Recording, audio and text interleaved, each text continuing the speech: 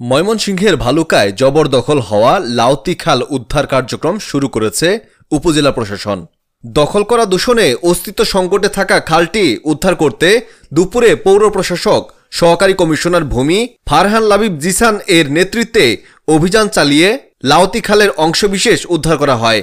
স্থানীয়রা জানায় একসময় এই দিয়ে নৌকা চলাচল করত, কিন্তু বিভিন্ন শিল্প কারখানা মাটি ভরাট করে খাল জবরদখল করে ফেলে। প্রশাসনের উদ্ধার কার্যক্রমকে সাধুবাদ জানিয়েছেন এলাকাবাসী। এদিকে সহকারী কমিশনার ভূমি ফারহান লাবিব জিসান বলেন, লাউতি খাল দিয়ে একসময় পানি প্রবাহ ছিল, কিন্তু দীর্ঘদিন যাবৎ অনেক অংশে মাটি ভরাট করে পানি প্রবাহ আটকে ছিল।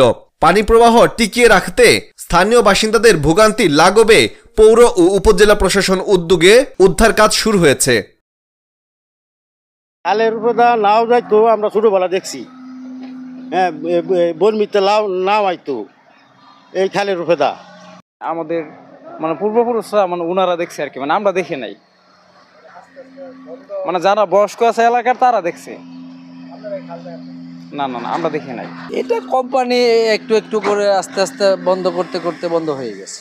আমরা তো খাল দেখছি ছোট সময় আমরা খাল দেখছি, মাছ ধরছি। এ তো শুধু এই জায়গা না, আমাদের এলাকায় ফ্যাক্টরি যারা আসছে সবাই এলাকার পানি নিষ্কাশনের ব্যবস্থা না করেই তারা ফ্যাক্টরি তাদের মন মতো করে যাচ্ছে। পানিরা বরট করে অনেকটা ড্রেনের মতো হয়ে গেছে গা। খাল নাই, আগের খাল আর নাই কিয়া।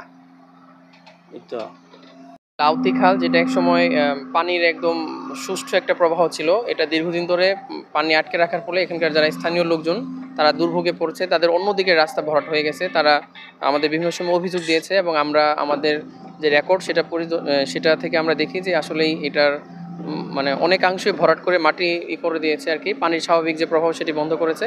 তো আমরা আজকে আমি উপজেলা প্রশাসনের পক্ষ থেকে আমাদের যে এখানকার ভালুকা মডেল থানার পুলিশ তাদের সহযোগিতায় এবং ভালুকা পৌরসভার সহযোগিতায় এখানে পানির প্রবাহ যাতে স্বাভাবিক প্রবাহ থাকে সেজন্য আমরা চেষ্টা করছি আর কি, যে এখানকার আর যে বাধাগুলো রয়েছে সেই বাধা অপসারণ করব।